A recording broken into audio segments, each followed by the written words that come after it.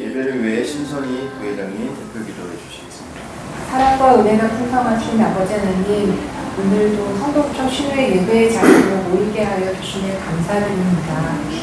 벌써 6월도 막바지입니다. 한 해의 반을 달려왔습니다. 아버지께서 날마다 동행하시니 이렇게 살아올 수 있었음을 고백합니다.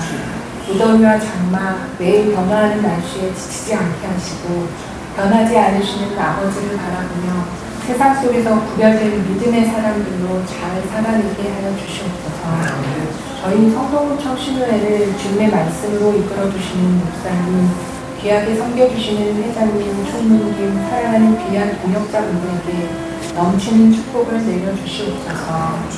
또한 성도구청을 이끄시는 청장님 이하 감독님들과 모든 직원분들이 복음으로 하나 되는 날이 오게 하시고 그 날을 위해 신우회의 모든 지체들이 과 소금으로 그 빛과 그 맛을 잃지 않게 지켜주시옵소서.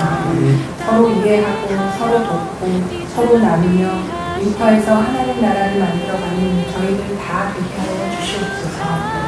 오늘도 은혜로운 예배의 시간을 허락하시니 감사드리며 아버지께서 기뻐 받으시는 예배 되게 하여 주시옵소서. 이 모든 말씀 살아계신 우리 주 예수 그리스도의 이름으로 기도드립니다. 아멘. 우리는 어떻게 구원을 받을 수 있습니까? 라는 제목으로 조영환 목사님 말씀 전해주시겠습니다. 우리는 어떻게 구원을 받을 수 있습니까? 오늘 이 주제입니다. 우리는 어떻게 구원을 받을 수 있습니까? 이곳은 본래 종합 상황실이죠. 아마 제가 생각하건대 우리 성동구에 비상사태가 생기면 이곳에서 그 문제를 처리하기 위해서 회의하리라고 생각합니다. 그렇지만 지금 우리는 비상사태는 아닙니다. 그러나 이곳에 모여있는 우리는 성동구에 하나님의 구원이 임하기를 위하여 기도하는 특별한 사람들입니다. 예수님께 12 제자가 있었고 하나님이 이스라엘에 12지파를 세우셨다면 어쩌면 우리들 각 직급도 다르고 연령도 굉장히 다르지만 각 연령을 대표해서 각 부서를 대표해서 우리를 이곳으로 부르심은 우리로 하여금 비상사태가 임하기 전에 성동구에 하나님의 구원이 임하기를 위해서 기도하라고 부르신 줄 믿습니다. 그렇게 보면 우리 각 사람은 얼마나 하나님 보시기에 중요한지 모르겠습니다. 여러분들은 오전 내내 열심히 일하시고 잠깐 참석하셨지만 하나님께서는 우리의 발걸음을 귀하게 여기시리라고 믿습니다. 저도 멀리서 왔으니까 저도 귀하게 여기실 줄로 믿습니다.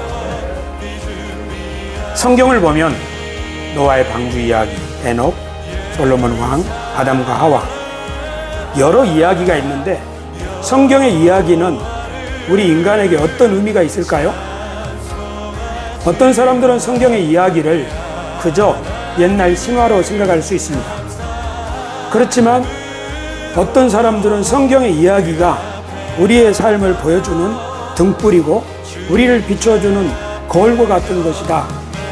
그래서 성경 말씀을 가까이 두고 끊임없이 자신의 삶을 점검하고 우리가 나아갈 길을 바라보았습니다. 그들이 누구인가요? 하나님이 부르신 사람들입니다. 구약 성경을 보면 이스라엘 백성들은 저 옛날 이야기, 그 이야기를 자꾸자꾸 되뇌었습니다. 시편에 이에 홍해를 꾸짖으시니 마르니 그들을 인도하여 바다 건너가기를 마치 광야를 지나감 같게 하사 그들을 그 미워하는 자의 손에서 구원하시며 그 원수의 손에서 구원하셨고 그들의 대적들은 물로 덮으심에 그들 중에서 하나도 살아남지 못하였도다. 이에 그들이 그의 말씀을 믿고 그를 찬양하는 노래를 불렀도다. 출애굽기 15장 상황이죠. 시편의 하나님의 백성들은 옛날에 하나님이 하신 일을 자꾸자꾸 기억하면서 노래하는 거예요. 아, 하나님이 이렇게 하셨지. 또 이렇게 우리 조상들이 애굽에 있을 때 주의 기이한 일들을 깨닫지 못하며 주의 크신 인자를 기억하지 아니하고 바다 곧 홍해에서 거역하였나이다. 무엇을 기억하는 거예요? 조상들이 잘못한 일도 또 기억하는 거예요. 이런 거 왜 하죠? 조상들 욕하려는 게 아니죠. 지금 우리가 어떻게 하고 있는가? 지금 우리를 돌아보는 거예요. 뭘로요? 옛날 성경의 이야기를 통해서요. 예언자는 또 이렇게 말합니다. 호세아가 그들은 아담처럼 언약을 어기고 거기에서 나를 반역하였느니라.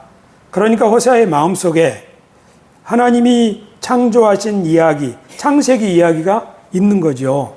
옛날에 아담이 그러더니 우리가 지금 그런 것 아니냐 하고 자기 백성들을 일깨울 때 성경의 이야기를 가지고 일깨웠다는 사실을 알 수 있습니다. 그러니까 하나님의 사람들은 성경의 이야기를 그냥 이야기로서가 아니라 끊임없이 오늘의 나와 자꾸 이렇게 견주었다는 사실을 알 수 있습니다. 예수님께서도 그렇게 하셨죠. 예수님은 당대의 사람들에게 이렇게 말씀하셨습니다. 노아의 때에 된 것과 같이 인자의 때에도 그러하리라. 노아가 방주에 들어가던 날까지 사람들이 먹고 마시고 장가들고 시집가더니 홍수가 나서 그들을 다 멸망시켰으며 또 롯의 때와 같으리니 사람들이 먹고 마시고 사고 팔고 심고 집을 짓더니 롯이 소돔에서 나가던 날에 하늘로부터 불과 유황이 비오듯 하여 그들을 멸망시켰느니라. 인자가 나타나는 날에도 이러하리라. 인자가 나타나는 날, 그것이 심판의 날이라는 거죠.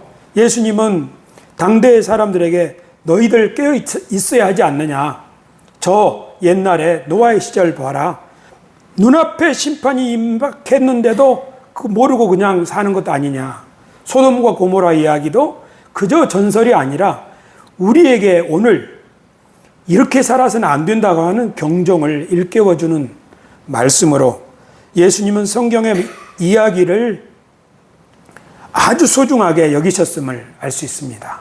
사도 바울도 이스라엘 백성들의 광야에서 어떻게 살았는지를 쭉 교회에 편지하면서 그들에게 일어난 이런 일은 본보기가 되고 또한 말세를 만난 우리를 깨우치기 위하여 기록되었느니라. 지금 제가 소개해드린 이 성경의 구절들은 다 구약의 백성들, 예수님, 사도들 다 어떻게 하는 거예요? 성경의 이야기를 저 먼 전래동화로 생각하는 것이 아니라 끊임없이 이 자신의 삶과 이 세상을 판단하는 기준과 근거로 삼았다는 것을 알 수 있죠. 지난주에 저는 성경의 이야기를 하나의 드라마로 본다면 우리 각 사람은 그 드라마를 읽으면서 이건 무슨 이야기다 하고 하는 각자의 시놉시스를 만드는 사람들이라고. 사실은 우리가 성경을 이해하는 대로 사는 거지요. 저마다 시놉시스가 있습니다. 그러나 어떤 사람들은 성경에 관심이 없습니다. 저는 건강한 신앙생활을 위해서 성경의 눈을 딱 닫고 사는 이 성경에 무지한 관심을 기울이지 않는 삶 있다고 생각합니다. 그런 사람들은 잘못된 시놉시스를 가지고 가르치는 이단 사이비 교주가 어떤 주장을 할 때 판단하지 못하고 그냥 끌려가겠죠. 굉장히 심각한 문제입니다. 그래서 저는 오늘과 같이 정보의 홍수 시대에 저마다 외딴섬으로 다 자기의 주장을 펼치는 시대에 어떻게 우리가 건강한 신앙을 유지할 수 있겠는가? 거기에 이 서로의 시놉시스를 나누는 소통의 장이 필요하다고 생각합니다. 사실 설교자의 설교도 중요하죠.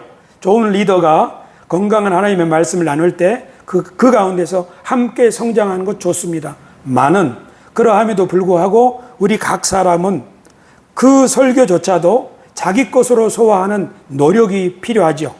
그렇지 않다면 그 설교는 그 사람의 설교이지 내 삶은 되지 못하기 때문입니다. 또 하나는 예수님께서 새 포도주는 새 부대에 담으라 그렇게 말씀하셨죠. 이때 말하는 가죽 부대는 원래는 이게 짐승의 가죽으로 만든 거죠.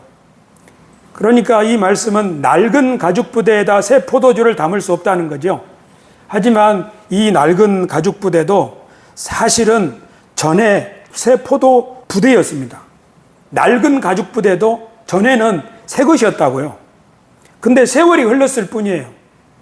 이것은 우리들이 오랜 전통으로 이어온 신앙을 잘 지키는 것 중요하지만 오늘 우리에게 새로운 눈으로 우리 하나님의 말씀이 우리에게 어떤 의미가 있는가를 적극적으로 이해하고 해석하려는 노력을 기울여야 한다는 의미로 저는 이해합니다.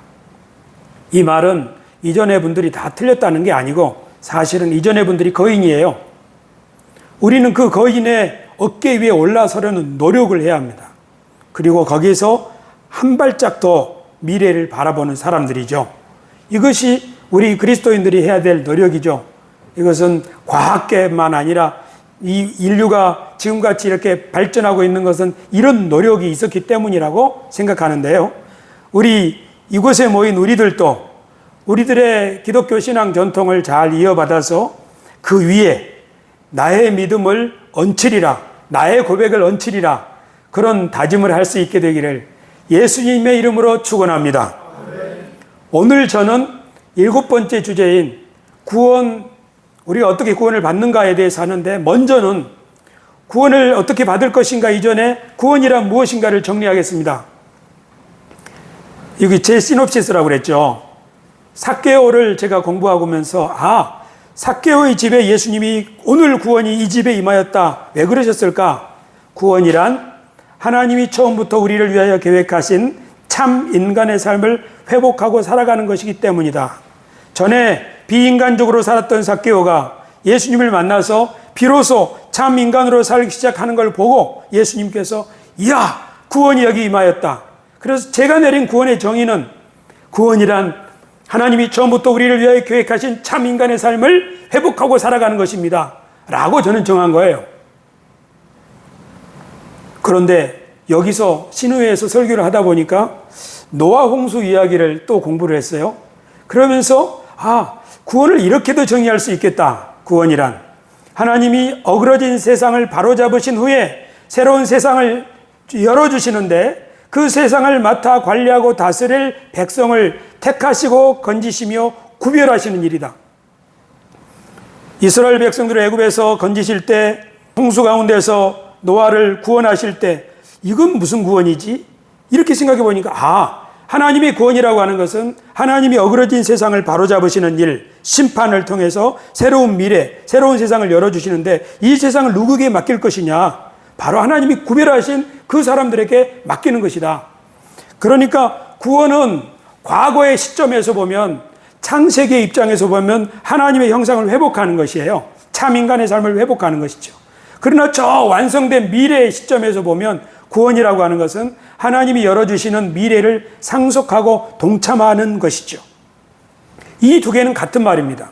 우리가 하나님의 형상을 회복하기 위하여 예수 그리스도를 따를 때 우리에게 새로운 미래가 열리는 거죠. 동시에 우리가 하나님께서 주시는 새로운 미래를 바라보면서 그에 걸맞는 삶을 살려고 노력할 때 우리 속에 하나님의 형상이 회복되어지는 것이죠.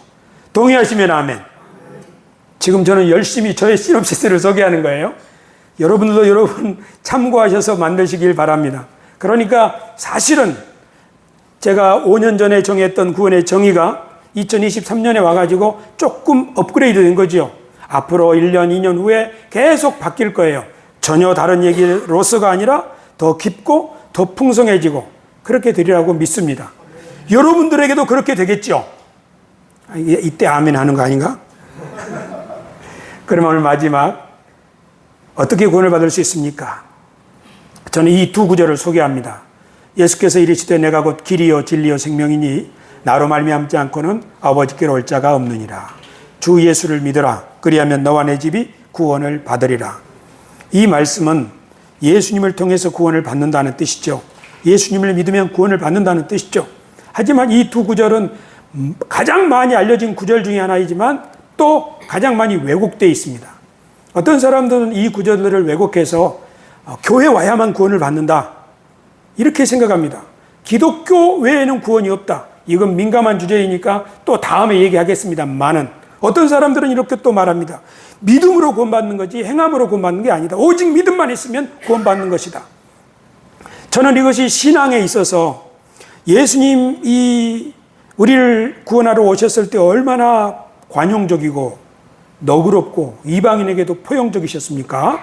그런데 이 구절을 통해서 우리 기독교인이 가장 편협한 종교가 된다면 말이 아니죠. 거꾸로죠.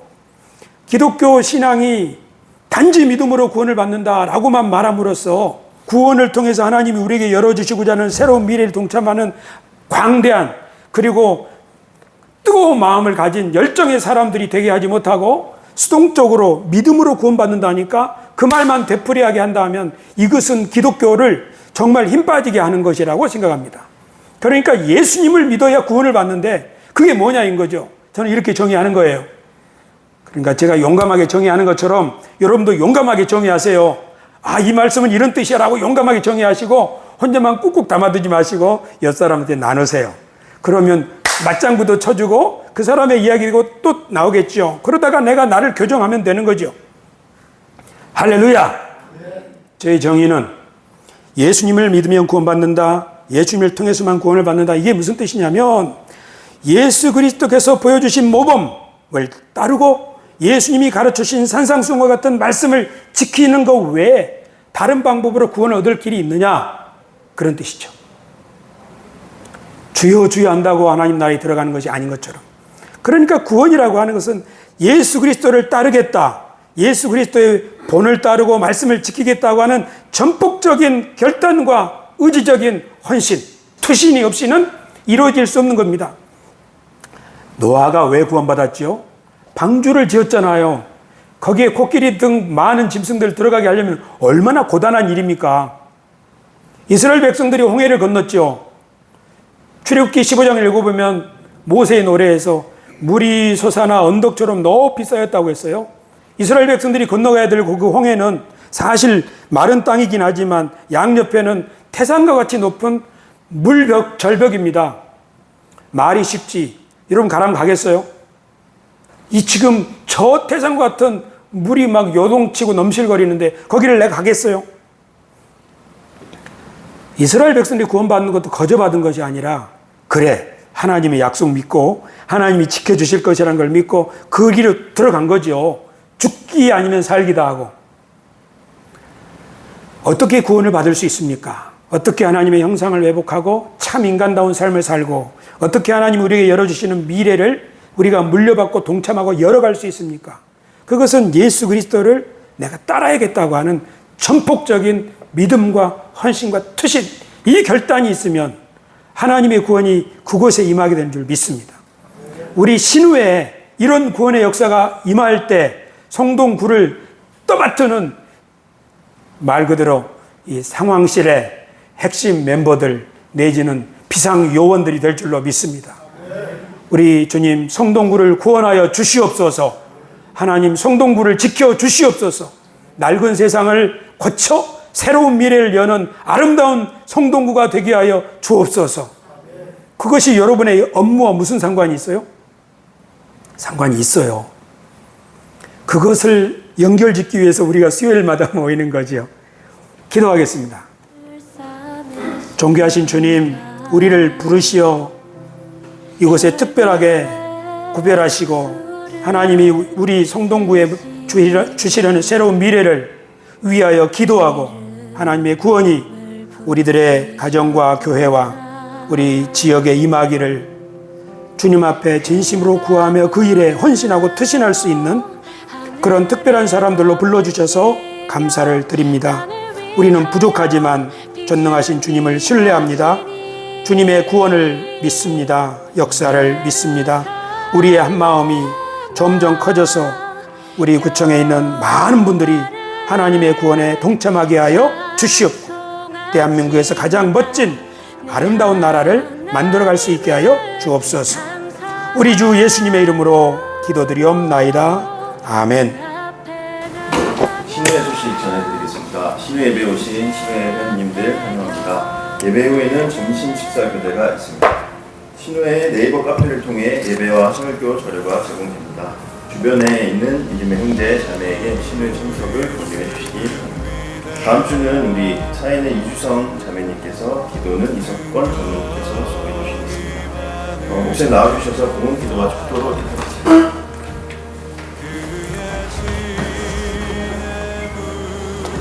존귀하신 아버지 감사합니다. 오늘 우리들에게 우리들이 서 있는 곳, 우리들이 부름받은 곳, 우리들이 일하는 부서, 그것이 하늘 보좌에 앉으신 하나님과 긴밀하게 연결되어 있으며 주님께서 우리를 복주시어 하나님의 구원을 이루신다는 이 귀한 믿음에 저희들 동참하기를 원하여 이 시간 다시 한번 우리 마음을 새롭게 합니다. 우리의 하는 모든 일마다 주님이 지혜를 주셔서 좋은 성과가 있게 하여 주옵시고, 우리들이 살아가는 모든 삶의 태도와 삶의 방식이 예수 그리스도를 따르는 그런 삶이 되게 하여 주옵소서. 우리의 허물은 용서하여 주시고 우리의 연약함은 주님의 은혜로 덮어주시어 강건케 하여 주옵소서. 우리의 마음과 정성을 모아 신회를 세우고자 주님께 예물을 올려드리오니 기쁘게 받아 주옵시고, 주님 이곳에 온 모든 분들이 주님의 손에서 보석처럼 빛나게 하여 주옵소서. 이제는 우리 주 예수 그리스도의 은혜와 하나님 아버지의 사랑과 성령의 교통하심이 우리 모두 위에, 성동구 위에 이제로부터 영원토록 함께 있기를 축원하옵나이다. 아멘. 우리 하나님께 감사의 박수를 올립시다.